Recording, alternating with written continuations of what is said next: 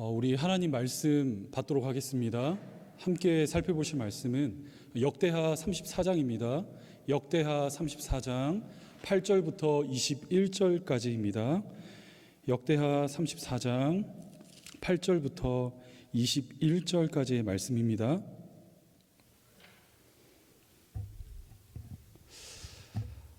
성경이 없으신 분은 앞에 화면을 보시면 되겠고요.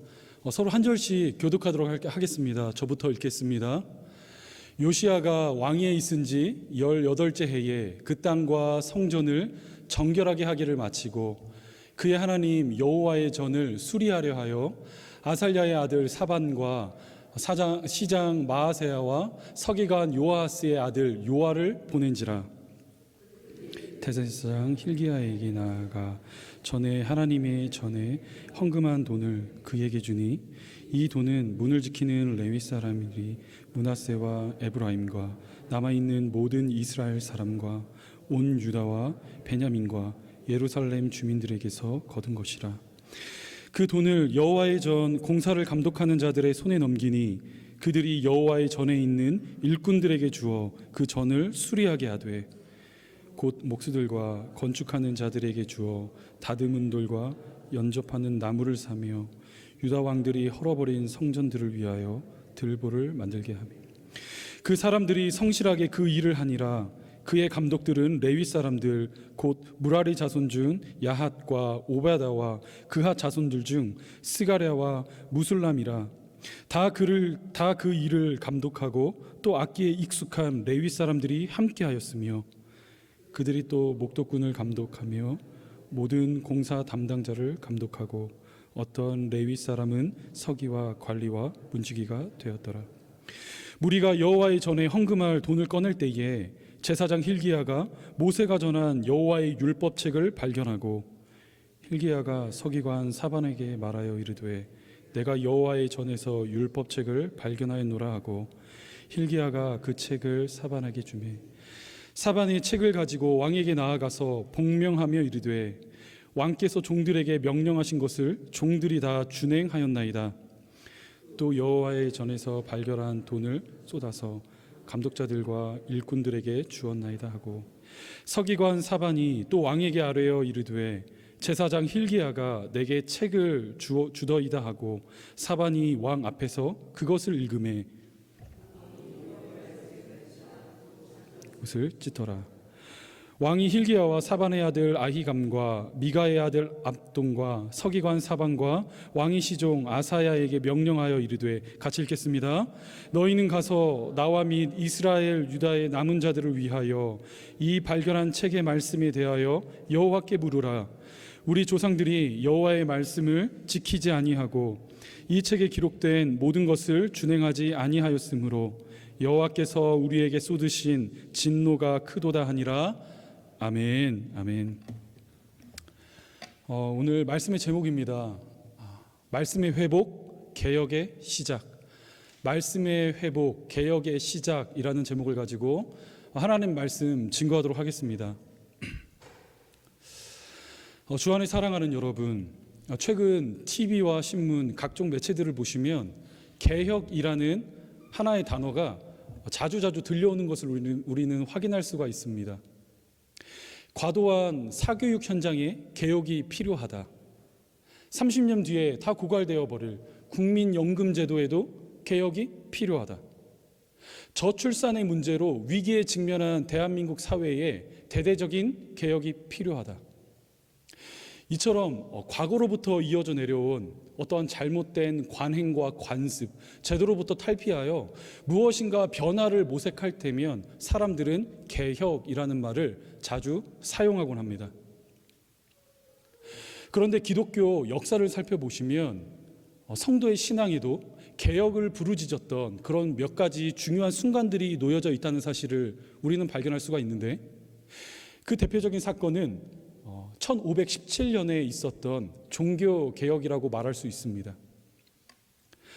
카톨릭의 사제로 활동하고 있었던 마틴 루터라는 사람이 당시 카톨릭의 횡포와 그 부정부패에 대항하며 쓴 95개조의 반박문이 비텐베르크 성당 앞에 딱 게재되자 그 글을 보게 된 시민들은 길거리로 나와 개혁을 부르짖게 되었습니다. 당시 중세 유럽 사회는 교황이 절대 권력을 행사하고 있었죠. 절대 영향력을 행사하고 있었습니다. 교황이 왕을 이렇게 임명하는 그런 시스템이다 보니까 아무리 부도덕하고 부조리한 왕이 세워진다 하더라도 일반 시민들은 아멘이라 화답할 수밖에 없었어요. 또한 당시 카톨릭은 면죄부를 판매하고 있었습니다. 이 면죄부란 말 그대로 누군가의 죄를 사함받는, 약속받는 그 징표를요, 돈을 주고 사고 파는 행위예요. 반성경적인 행위입니다. 심지어 부모의 죄까지도 면제받을 수 있다, 이러한 잘못된 교리를 당시 카톨릭은 전하고 있었어요. 그러나 일반 시민들은 이러한 카톨릭의 횡포와 그들의 잘못된 교리에 대하여 저항할 수 있는 힘과 실력이 그들에게는 없었습니다. 왜냐하면 무엇이 옳은지 그른지를 분간할 수 있는 그 진리의 빛이 가려진 시대였기 때문이에요. 당시 카톨릭은 성경을 금서로 이제 지정하고 있었습니다. 그러니까 일반 시민들이 성경에 접근할 수 있는 그 길들을 모조리 차단하고 있었다는 것이죠. 또한 성경 한 권의 값이 오늘날로 환산했을 때 약 5억 원 정도라고 해요. 그러니까 집 한 채 가격입니다. 일반 시민들은 아무나 접근할 수 있는 그런 책이 아니었어요.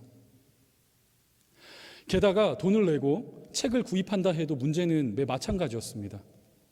라틴어로 기록이 되어 있었기 때문에 일반 시민들은 읽을 수조차 없었고, 심지어 미사를 집례하는 사제들조차 그 라틴어를 읽을 수 없는 사람들이 허다했다, 이렇게 알려져 있어요.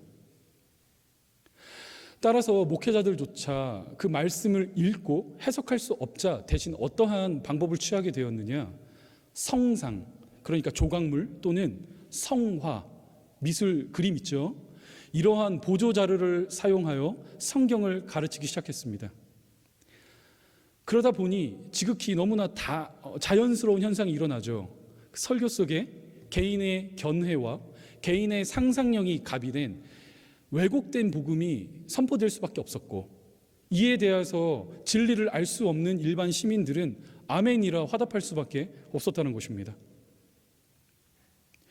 그러나 독일의 한 작은 마을 비텐베르크부터 시작된 이 개혁의 불씨는 영국, 프랑스, 독일, 스위스, 네덜란드 등 유럽 전 지역으로 확산되게 되었는데, 이와 같은 일이 벌어질 수 있었던 그 결정적인 이유란 바로 잊혀졌던 하나님의 말씀을 되찾는 놀라운 사건이 발생했기 때문입니다. 15세기 말부터 16세기 초에 유럽에 일어난 산업혁명으로 인하여 인쇄술이 아주 급속도로 발전하기 시작했어요. 과거 사제들의 전유물이었던 이제 라틴어 성경이 독일어, 영어로 번역되기 시작했고, 번역된 성경들이 인쇄술을 통하여 이제 일반인들에게 급속도로 보급되기 시작했습니다. 가려졌던 성도들의 눈과 귀가 열리는 순간이었어요. 절대적 기준을 상실한 그 시대 속에서 진리의 말씀을 되찾게 된 성도들은 깨어진 의식을 가지고 종교 개혁에 동참하게 되었습니다. 따라서 종교 개혁이 가져온 진짜 변화란 단순히 카톨릭에서 떨어져 나와 개신교가 탄생했다, 그 지점이 아니라 잃어버린 하나님의 말씀을 되찾는 영광스러운 순간이다, 이렇게 정의한다면 틀리지 않다는 거예요. 주 안에 사랑하는 여러분, 그런 맥락에서 이제 오늘 본문 말씀을 보시면 요시야 왕을 중심으로 일어났었던 최초의 종교개혁의 그 한 장면을 이제 우리가 맞이할 수 있게 됐는데, 오늘 본문 말씀을 본격적으로 살펴보기에 앞서 역대하 34장 1절과 2절 말씀을 한번 보십시오. 역대하 34장 1절과 2절입니다. 제가 읽겠습니다. 요시야가 왕위에 오를 때에 나이가 8세라 예루살렘에서 31년 동안 다스리며 여호와 보시기에 정직하게 행하여 그의 조상 다윗의 길로 걸으며 좌우로 치우치지 아니하였고. 이제 역대기 기자는 오늘 본문 말씀에 담겨 있는 그 주요 사건을 다루기에 앞서 요시야라는 한 사람의 인생을 객관적으로 서술하고 있습니다. 한 사람의 인생을 서술하는 것으로 말씀을 시작하고 있어요. 그리고 그 말씀에는 이렇게 기록되고 있었죠. 요시야 왕은 31년 동안 남유다 예루살렘을 다스렸고 그는 여호와께 보시기에 정직한 왕이었다. 이러한 평가를 남기고 있습니다. 자, 그렇다면 요시야에 앞서 이제 남유다를 통치한 왕들은 어떠했는가? 므낫세라는 왕이 있었습니다. 므낫세입니다. 므낫세. 요시야의 할아버지인데 이 므낫세 왕은 무려 남유다를 55년이나 통치한 왕이에요. 최장수로 통치했는데 그는 주변 국가였던 아수르로부터 이방신들을 받아들였습니다. 그리고 예루살렘 성전 앞마당에 이방 산당을 짓기 시작했고 자신의 그 왕권을 지키기 위해 형제들을 모조리 숙청했던 아주 잔인한 왕이었어요. 따라서 성경은 므낫세 왕을 가리켜 다음과 같이 평가하고 있습니다. 열왕기하 21장 6절입니다. 16절입니다. 제가 읽겠습니다. 므낫세가 유다에게 범죄하게 하여 여호와께서 보시기에 악을 행한 것 외에도 또 무죄한 자의 피를 심히 많이 흘려 예루살렘 이 끝에서 저 끝까지 가득하게 하였더라. 이제 므낫세에 이어 그 다음 왕위에 오른 사람은 아몬이라는 사람이에요. 아몬. 이 아몬은 요시야의 아버지입니다. 그는 비교적으로 짧은 2년 정도 이제 남유다를 통치하다가 신하들의 반역으로 이렇게 암살을 당했던 참 비운의 사람이라고 할 수 있는데 그도 역시 아버지 므낫세의 전철을 따라 그 뒤를 이어 악을 행했던 왕으로 기록되고 있어요. 열왕기하 21장 20절부터 22절입니다. 우리 같이 한번 읽어볼까요? 시작. 행한같이 여호와 보시기에 악을 행하되 그의 아버지가 행한 모든 길로 행하여 그의 아버지가 섬기던 우상을 섬겨 그것들에게 경배하고 그의 조상들의 하나님 여호와를 버리고 그 길로 행하지 아니하더니 그리고 므낫세와 아몬의 뒤를 이어 남유다의 왕위에 오른 자가 바로 오늘 우리가 살펴볼 요시야라는 왕이라는 것입니다. 당시 요시야가 8살 8세의 왕위에 딱 올랐을 때 이스라엘의 국제 정서는 참 어지러운 상황이었습니다. 팽팽한 긴장감이 맴돌고 있었어요. 전통적 강호였던 애굽은 이제 그 힘을 모두 잃어버린 상태였고 애굽에 이어 이제 세계의 패권을 이제 쥔 아수르는 정점에서 서서히 내려오고 있던 상황이었습니다. 바벨론이 신흥 강자로 급부상하고 있었던 그 시절 이제 남유다는 주변 강대국들의 틈바구니에 껴서 눈치를 살필 수밖에 없는 상황이었어요. 또한 나라 내부적으로 보았을 때도 그리 상황이 좋지 못했습니다. 할아버지 므낫세, 아버지 아몬의 폭정으로 인하여 나라의 살림이 많이 어려워진 상태였어요. 그렇게 요시야 왕은요, 왕위에 오르는 그 순간부터 그 나라를 변화시켜야 할 성도들의 국민들의 삶을 개혁으로 이끌어야 할 무거운 짐을 짊어지고 그렇게 왕위에 오르게 되었다는 것입니다. 그리하여 그의 나이 20살이 딱 이르렀을 때 이제 성인이 되어 왕으로서 지도력을 인정받기 시작한 그 해부터 요시야 왕은 여러 가지 개혁을 하기 시작해요. 3절과 6절 말씀만 보여주시겠습니까?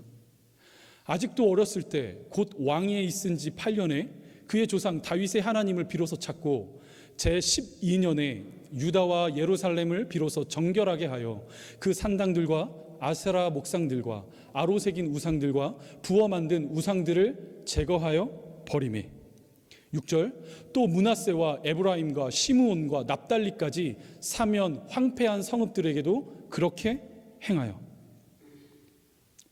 이제 그는 한 나라의 문화적 관습뿐만이 아니라 행정제도를 뜯어고치기 시작했습니다. 개혁을 향한 요시야의 그 의지가 얼마나 대단했었느냐. 그의 개혁은요, 자신이 다스리고 있는 남유다 땅에만 국한됐던 것이 아니라 약 100년 전 아수르에 의해 멸망당한 북이스라엘 땅까지 납달리 지역까지 그의 개혁을 시도하고 있는 모습을 우리는 말씀 속에서 확인해 볼 수가 있어요. 그러나 문제란 무엇이냐? 그가 약 6년에 걸쳐 막대한 자금을 투자하여 엄청난 광범위한 개혁을 시도했음에도 불구하고 남유다 땅에 그 어떤 변화가 일어나지 않고 있었다는 것입니다. 사실 정치 지도자의 입장에서 보았을 때 이거 굉장히 위기의 상황이 아니겠습니까? 그렇죠? 그는 국민들의 정서적 반대에도 불구하고 많은 개혁들을 단행했습니다. 공약들을 내세웠고요. 반드시 남유다 땅에 변화를 이룩하겠다, 그의 강한 의지가 관철되는 순간이기도 했어요. 하지만 꽤 오랜 시간 개혁을 추진하고 진행했음에도 불구하고 남유다 가운데는 그 어떠한 변화도 일어나지 않고 있었으며 여전히 백성들은 악을 답습하는 악행의 길을 무의식적으로 걷고 있었다는 것입니다. 그런데 요시야가 왕위에 오른 지 18년이 되던 해, 아무도 예상하지 못한 하나의 사건이 발생하게 되었어요. 그것은 무엇이냐? 성전을 수리하다가 우연한 기회에 잊혀졌던 하나님의 말씀을 되찾는 사건이 발생했습니다. 우리 본문 8절부터 한번 볼까요? 본문 8절부터인데요. 제가 한번 읽어드릴게요.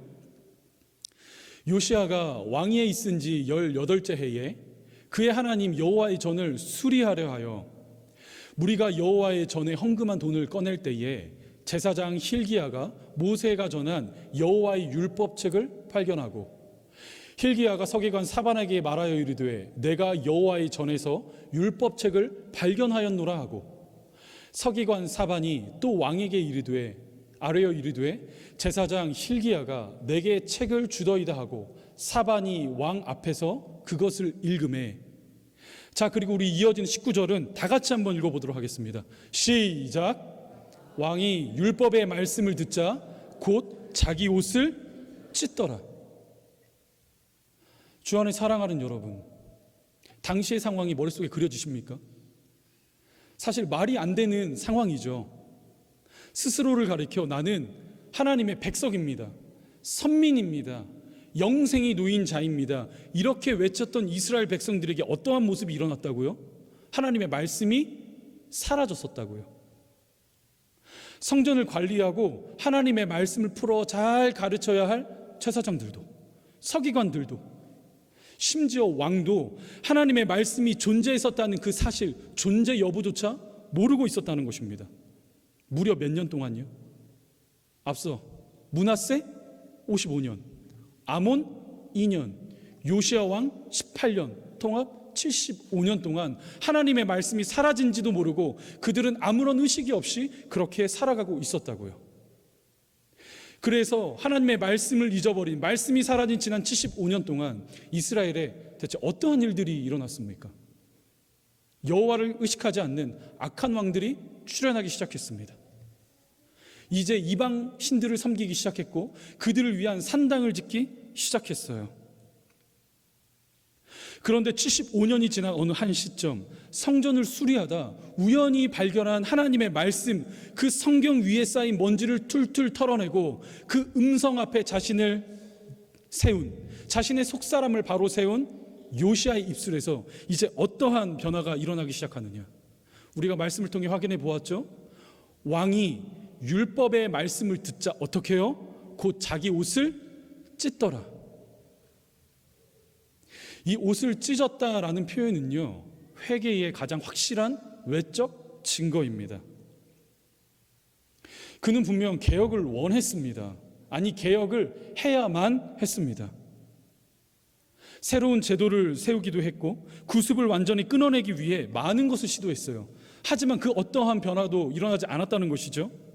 백성들은 여전히 죄악을 답습하고 있었고, 더 답답한 것은 대체 어디서부터 무엇이 잘못됐는지 그 원인조차 파악할 수가 없었다는 것입니다. 하지만 75년 만에 되찾은 그 하나님의 말씀 앞에 자신의 속사람을 딱 세우자 이제 요시야 입술에서 어떠한 고백이 나오고 있는지 그의 독백을 한번 들어보세요. 본문 21절입니다. 너희는 가서 나와 및 이스라엘과 유다의 남은 자들을 위하여 이 발견한 책의 말씀에 대하여 여호와께 물으라. 우리 조상들이 여호와의 말씀을 지키지 아니하고 이 책에 기록된 모든 것을 준행하지 아니하였으므로 여호와께서 우리에게 쏟으신 진노가 크도다 하니라. 지금 어떠한 고백입니까? 이유가 있구나. 이유가 있었구나. 우리 이스라엘이 하나님의 선민으로서 타락하게 되었던 그 이유가 있었구나. 우리가 하나님의 말씀으로부터 멀어지고 그 말씀이 가려지게 되자 나라가 이렇게 산산조각이 날 수밖에 없었구나. 이 사실을 그가 깨닫게 되었다고요. 그리고는 모든 이스라엘 백성들을 한 자리에 이렇게 불러 모으고는 무엇을 하느냐? 더 이상 제도의 개혁이 아니라 신앙의 개혁을, 말씀의 개혁을 그가 단행하기 시작했어요. 우리 이제 하나님의 말씀이 선포된 그 말씀을 듣게 된 이스라엘 백성들에게 어떠한 변화가 일어났는지 우리 본문 마지막을 한번 살펴보십시오. 32절부터 33절입니다. 다 같이 읽도록 하겠습니다. 시작. 예루살렘과 베냐민에 있는 자들이 다 여기에 참여하게 하매 예루살렘 주민이 하나님 곧 그의 조상들의 하나님의 언약을 따르니라. 이와 같이 요시아가 이스라엘 자손에게 속한 모든 땅에서 가증한 것들을 다 제거하여 버리고 이스라엘의 모든 사람으로 그들의 하나님 여호와를 섬기게 하였으므로 요시아가 사는 날에 백성이 그들의 조상들의 하나님 여호와께 복종하고 떠나지 아니하였더라. 아멘. 주 안에 사랑하는 여러분, 오늘 본문 말씀은 이 시대를 살아가는 성도들에게 한 가지 중요한 메시지를 전하고 있습니다. 그것은 무엇이냐? 성도와 교회의 개혁이란, 저와 여러분들이 꿈꾸는 변화가 있잖아요. 성도로서 마땅히 우리가 이루어내야 할 변화가 있죠. 성도가 교회가 꿈꾸고 소망하는 그 개혁이란 잊혀졌던 하나님의 말씀을 되찾는 그 지점으로부터 출발한다는 사실입니다. 믿으십니까? 하나님의 말씀을 되찾을 때 성도로서의 개혁이 시작된다는 거예요. 오늘날 이 시대의 교회들은 여전히 많은 개혁을 부르짖고 있습니다. AI 시대가 도래했잖아요. 교회에도 변화가 필요하다, 이렇게 외치고 있어요. 우리 다음 세대들이 메말라 죽어가고 있습니다. 공과 시스템을 잘 수정해서 효과적인 교육을 해야 합니다. 기독교 인구가 급감하고 있습니다. 효과적인 뾰족한 전도 방법을 찾아내야 합니다. 이러한 개혁을 부르짖는 많은 교회들의 목소리를 우리가 쉽게 발견할 수 있습니다. 여러분 어떠세요? 맞는 말입니까? 저는 아닌 것 같아요. 오늘날 성도들의 신앙이 이렇게 약해지고 우리 성도들의 그 가슴이 차갑게 얼어붙은 이유는 다른 곳에 있는 것이 아니라 하나님의 말씀을 잃어버렸기 때문이다. 저는 그렇게 생각합니다. 우리 몇 가지 질문을 통하여 한번 스스로의 신앙을 점검해 보실까요? 제가 몇 가지 질문을 드려볼게요. 우리 다른 사람 보고 있으니까 손 들거나 뭐 그렇게 하시지 않으셔도 돼요. 스스로 한번 점검해 보세요. 혹시 여러분들께서는 이번 한 주를 살아가시며 하나님의 말씀을 얼마나 대면하셨습니까? 그냥 들려오는 소리가 아니라 그 하나님의 말씀을 펴 여러분들의 심령을 얼마나 대면해 보셨습니까? 진리의 빛에 여러분들의 그 양심과 그 죄된 본성을 얼마나 비추셨습니까? 과연 여러분들의 성경책은 각자의 처소에 어디에 위치하고 있습니까? 눈에 잘 띄는 곳, 손이 잘 닿는 곳, 그래서 언제든지 꺼내볼 수 있는 그 위치에 여러분들의 성경이 자리하고 있습니까? 아니면 일주일을 정신없이 분주하게 지내다가 잊고 살다가 이제 주일날 교회 가기에 앞서 신발을 신기 전 급하게 그 성경책을 찾고 계십니까? 혹시 여러분들의 자녀들의 손에는 무엇이 들려 있습니까? 여호와의 말씀, 성경이 들려 있습니까? 아니면 핸드폰과 게임기가 들려 있습니까? 주 안에 사랑하는 여러분, 저는 우리 성도들의 심령 속에 잃어버린 하나님의 말씀을 되찾아 그 말씀 앞에 우리의 죄된 양심과 그 본성을 비추는 신앙의 개혁이 일어나기를 소망합니다. 만약 우리가 한 주를 살아가며 하나님의 말씀을 대면한 적이 없고 그 말씀의 존재 여부, 하나님의 말씀이 내게 있었지, 그 말씀을 내게 주셨지, 이 사실조차 깨닫고 있지 못하다면 여러분, 오늘 본문 말씀에 등장하는 이스라엘 백성들의 모습은요, 어느 누군가의 이야기가 아니라 오늘을 살아가는 나의 이야기라는 거예요. 주 안에 사랑하는 여러분, 하나님의 말씀을 대면하셔야 합니다. 주 안에 사랑하는 여러분, 그 말씀을 읽으셔야 합니다. 사랑하는 여러분, 하나님의 말씀으로 여러분들의 자녀들을 양육하셔야 합니다. 이것이 살 길이에요. 제가 그냥 목회자이기 때문에 여러분 말씀 보십시오, 하나님의 음성을 구하십시오, 이것이 아니라 성도 한 사람으로서, 저뿐만이 아니라 단순히 목회자의 전유물이 아니라 여러분 모두 한 사람을 향한 하나님의 뜻입니다.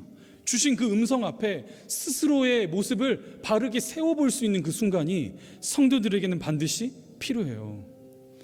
목회자의 설교, 인터넷에 떠도는 어느 누군가의 간증, 그 이야기를 통해 은혜 받았다, 마음에 감동이 있다, 눈물이 찔끔 났다, 어떠한 종교적인 내 욕구가 해결되었다, 이렇게 주장하는 것이 아니라 하나님의 원전, 경전을 여러분께서 다루시는 거예요. 하나님의 말씀을 읽고 그분의 말씀을 쓰고 그분의 말씀을 묵상하고 여러분들의 삶 가운데 적용해내는 그 힘이 성도들에게 필요하다는 이야기입니다. 저는 우리 사랑하는 캘거리 제자 삼는 교회, 우리 성도들의 손에 들려있는 한 권의 낡은 성경을 보고 싶습니다. 진심으로. 이제 개척한 지 3달밖에 되지 않는 이 작은 교회, 여러분 목회자로서 제가 품고 있는 얼마나 많은 소망들이 있겠습니까? 그렇죠? 좀 근사하게 이 자리 가운데 성도들이 가득 차는 모습도 여러분 거짓말하지 않을게요, 원합니다. 그러나 하나님이 아세요. 제가 우리 사랑하는 성도들을 생각하며 기도할 때마다 제 마음의 소망이 있다면 여러분들의 손에 능숙하게 여러분들의 손때가 묻어있는 그 눈물 자국이 떨어져 있는 한 권의 낡은 성경, 저는 보고 싶어요. 분주한 삶임에도 분주하고 정신없이 바쁘게 살아가는 그 스케줄에도 불구하고 바쁘기 때문에 나는 하나님의 말씀을 더욱더 사모했다, 그 말씀을 사랑했다, 그 말씀 앞에 나의 모습을 세워 보았다, 이러한 간증들이 이 교회 안에 차고 넘치기를 소망합니다. 저와 여러분들 언젠간 하나님의 부르심 받게 되지 않겠습니까? 그렇죠? 언제 부르실지 아무도 모르잖아요.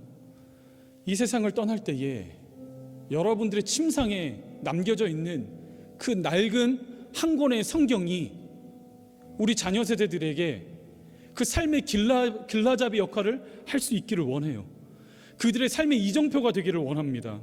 아빠가, 엄마가 비록 대단한 거 남겨주지 못했고 어느 누군가 봤을 때 참 미련하게 산 것 같은데 여호와를 신뢰하며 그 주신 말씀을 믿으며 그 말씀을 따라 살기 위해 최선을 다했다.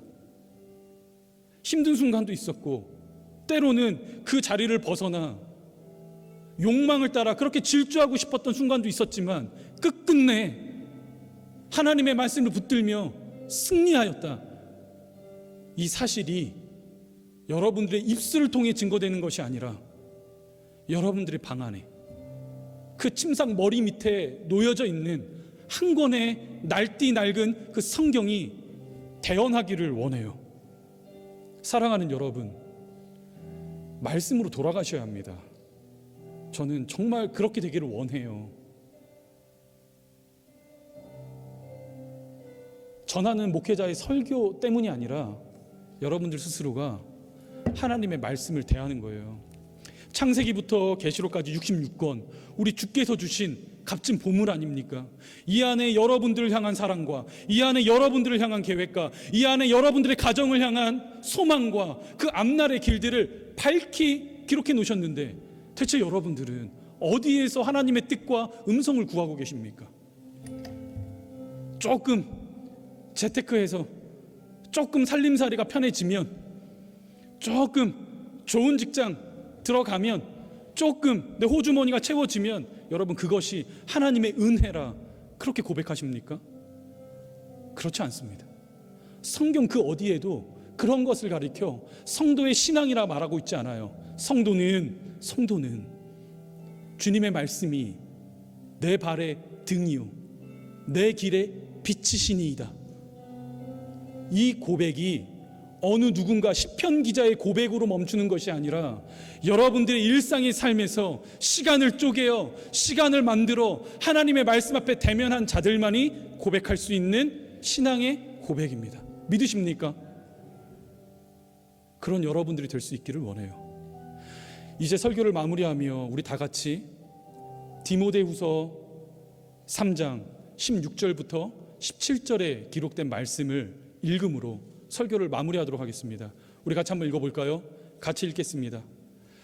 모든 성경은 하나님의 감동으로 된 것으로 교훈과 책망과 바르게 함과 의로 교육하기에 유익하니 이는 하나님의 사람으로 온전하게 하며 모든 선한 일을 행할 능력을 갖추게 하려 함이라. 아멘. 이 은혜가 여러분들의 삶 가운데 있기를 주님의 이름으로 간절히 축복합니다. 함께 기도하겠습니다.